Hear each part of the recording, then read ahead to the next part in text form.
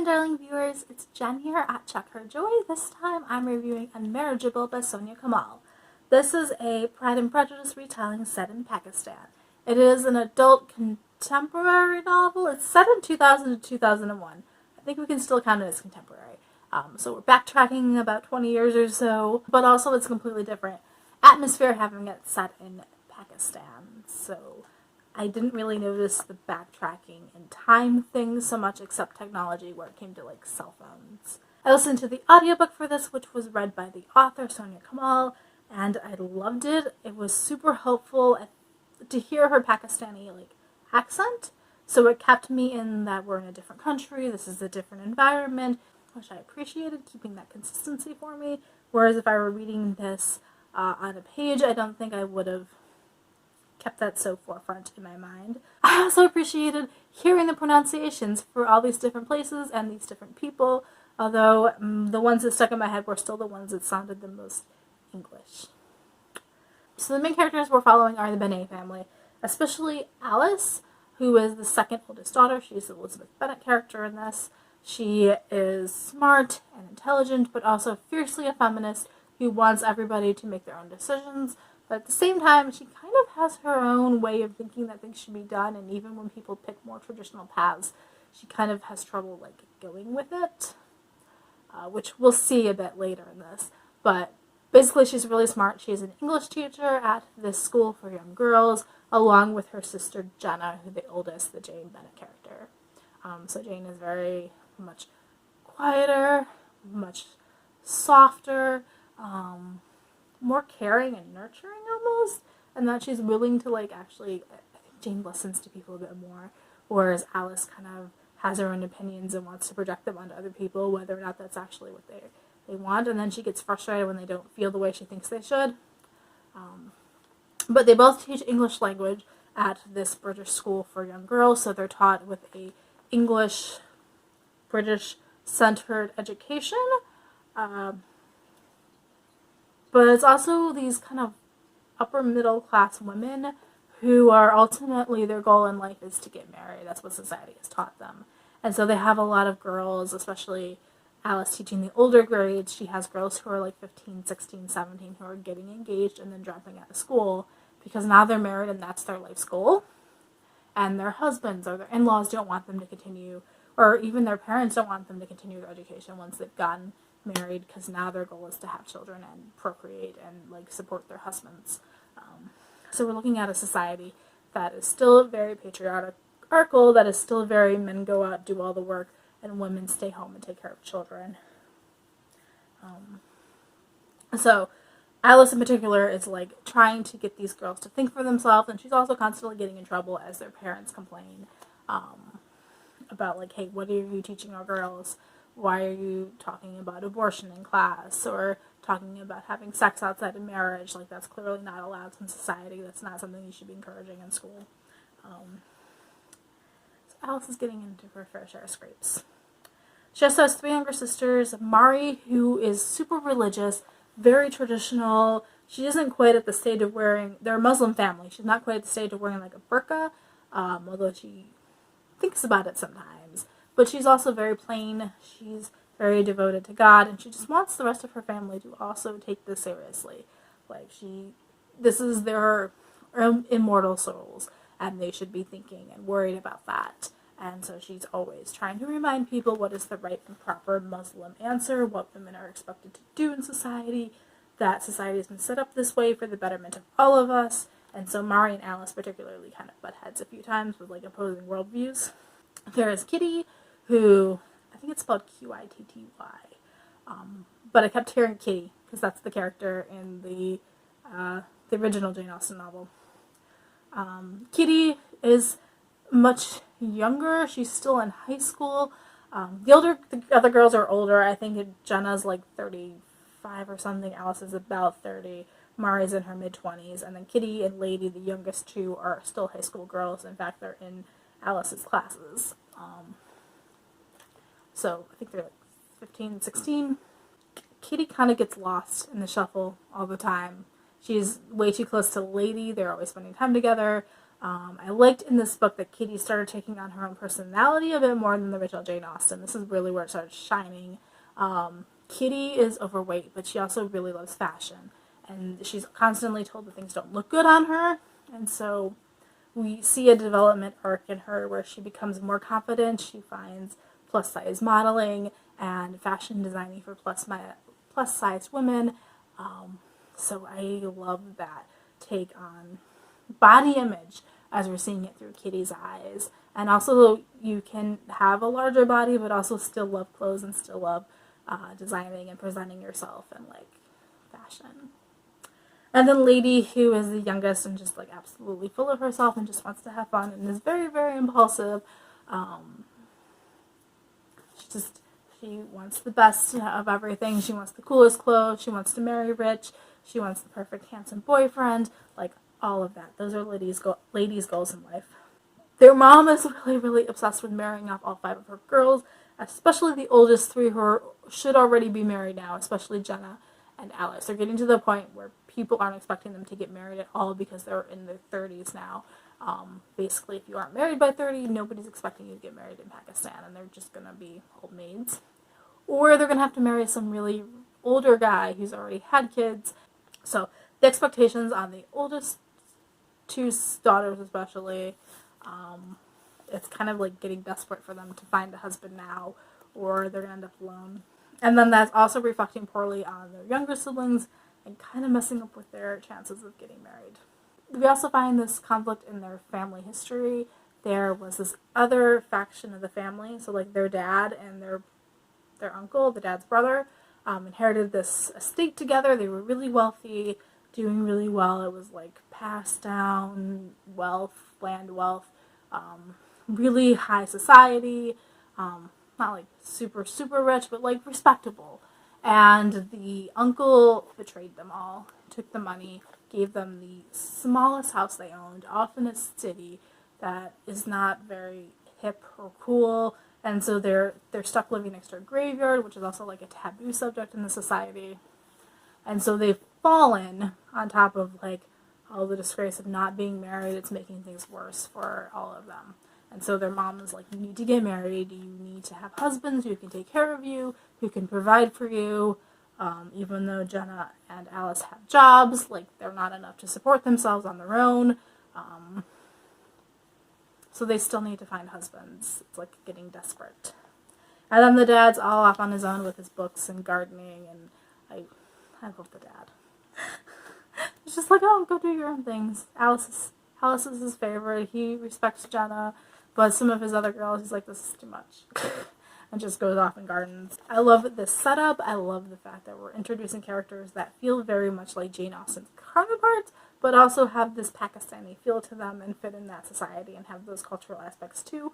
We're also updating it to the year 2000, so much more of an emphasis on feminism and do we actually need to get married.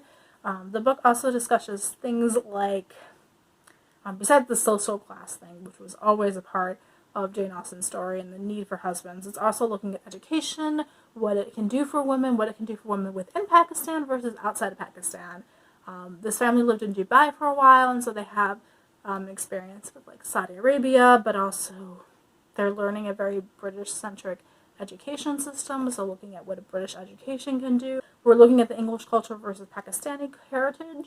So we've got the partition of India in 1947, where the British came in, separated India and Pakistan into 2 separate countries, really just divided everything, but also at the same time we're just pushing British culture down on them, like be British, all around this time period, not just in 1947, but like when the British came, like they expected them to learn English and act in British ways, and so that's still a part of this culture, even when the British have kind of left.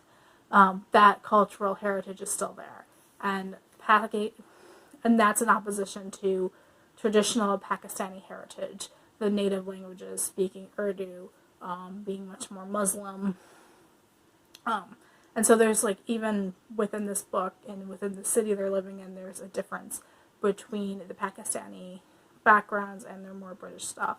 So even within the family, like Mari is much more of a traditionalist, following Pakistani Muslim rules, whereas Alice is much more open to accepting British contemporary culture. We also see the religion, talking about Muslim.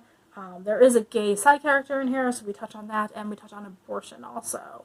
So, like, discussing how all of that fits into Pakistani culture around that time period was really fascinating. Like, there's a ton to digest in here. And, of course, our favorite Pride and Prejudice characters are showing up. My favorite is probably the change from Charlotte Looclus to Alice's best friend, Sherry Looclus. But Sherry is like 10 years older. She's in her 40s. She's pretty much accepted that she's going to be a spinster. She has a younger sister who's about Qitty and Lydia's age. It's like this huge gap in their ages. And if you've read Pride and Prejudice, then you know that Alice gets proposed to by a guy that she doesn't want to marry. And then he proposes to Charlotte, and Charlotte accepts. And so we have this budding of ideas between Alice and Sherry, where Alice thinks that this guy is not good enough, period, and shouldn't be marrying her best friend either, whereas Sherry sees this as the perfect opportunity to marry somebody because she's having problems with fertility, she can't have kids of her own. Marrying somebody who already has kids is fine for her. She wants children, to be able to, like, have a family. She's fine with that. She's fine stepping in and taking over as the mother figure. She's fine being with somebody that she's not in love with, but can support and care for her, and in his own way respects her. And just because it wasn't Alice's perfect match doesn't mean it wasn't a good match for Sherry. We also have Bungles with his sisters Hammy and Sammy, and John's is, I think, Sammy's husband, but dealing with the Bingley family, how they're introduced. Bungles is remarkably similar to Bingley in a way that is very, very satisfying and feels very true to this character. And he's open and optimistic, and he loves Jena, but also she is so shy that he doesn't believe, he's uncertain, and he's easily led astray because he's like, well, I'm not sure that that's what I actually saw, maybe I'm just projecting my own feelings, and so he's willing to be talked out of it. The thing that gets me about this book, though, is that the two main love interests for Alice are a guy named Darsee and a guy named Wickaam. They sound like Darsee and Wickaam. She is teaching Pride and Prejudice to her 9th graders. She references Pride and Prejudice multiple times in this book, but never once does she stop and think, my life is playing out remarkably similar to this book. Even the guys who are interested in me are Darsee and Wickaam. Maybe I shouldn't trust this guy whose name is Wickaam. That part frustrated me, and that's really the main reason why this got 4 stars for me. It was just like, how can you be so dumb? When I read literature, if my life starts having parallels, I see it all the time. If it bopped me over the head and had 2 guys with the same names as one of my favorite books that I was currently teaching my students, I would notice that. And maybe I would make different decisions based on that. I would maybe not trust this Wickham guy who comes in and starts telling lies about Darsee. That frustrated me. Okay. So anyway, the main guy is Valentine Darsee. He is rich. He's got this sister named George, how do they spell it? It's like Juju is her nickname. He isn't quite as bad as Darsee in the original book, I don't think. He's a little more open and a little bit more like, hey, like the first time he doesn't talk to anybody at all, if that's still consistent. And then Alice overhears him talking to Bungles about her, and then she gets super offended, and then everything from that point on, she's like, I'm not going to listen to him. But, like, if you're watching this, like, he's not as bad as, like, Book Darsee, I don't think. He's, like, legitimately trying to engage her and, like, bring her out and draw her out and find out more about her, and she's just so blind that she's not seeing it. So I liked Valentine and Darsee more in this book than the original Jane Austen. And then Wickham was just so much worse. So much worse. I didn't think you could make Wickham worse of a character, but nope. Kamal did it. Good job. He's so despicable. So adapting that to 2000 and making it very shocking. All the main parts of Pride and Prejudice, like, are still here. Like, it felt like the same book. We're having the same situations. They're just adapted to new things. There's a scene where, in the original Pride and Prejudice, Jane goes to Bingley's house. She catches a cold and has to stay there overnight. In the Unmarriageable and Kamal's version, Jane is at a polo match, and she twists her ankle, and so she needs to get taken to a doctor, and Bungles is the one to take her to a doctor. And so you have a similar situation happening, but with like a Pakistani twist, something much more modern happening, which I loved. So I love seeing the cultural aspect. Like, that is a huge part of this, getting to feel the culture of Pakistan. So basically you get to see it through all these different women, the Bennett sisters, through Sherry, through some of the other characters, and getting to see Pakistan through their light and what's important to women and feminism in that culture. And one of the things I really loved is, like, feminism is about embracing other women's decisions, period. Every woman should have the right to choose for herself. So Alice and Sherry headbutting, with Sherry really wanting a more traditional life and really wanting that for herself. And Alice at first not backing her, feels very realistic and very modern. So, like I said, on the whole, I ended up giving this 4 out of 5 stars. Sometimes Alice is just too dumb, and she's the one we're following. For me to really like love this and say that it's amazing and give it 5 stars, I just couldn't do it, because sometimes Alice is just so frustrating. Pride and Prejudice exists in this world. You were talking about that book all the time. Why are you not seeing these things? Why are you so dumb?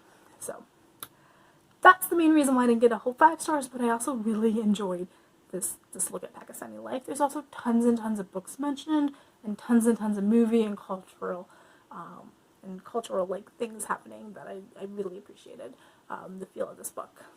So there's my review for Unmarriageable by Soniah Kamal. Let me know in the comments below if you've read this book. Are there any other books I should be reading? Pride and Prejudice retellings, any other books about Pakistan? So peace out, I love you, and keep reading. Bye!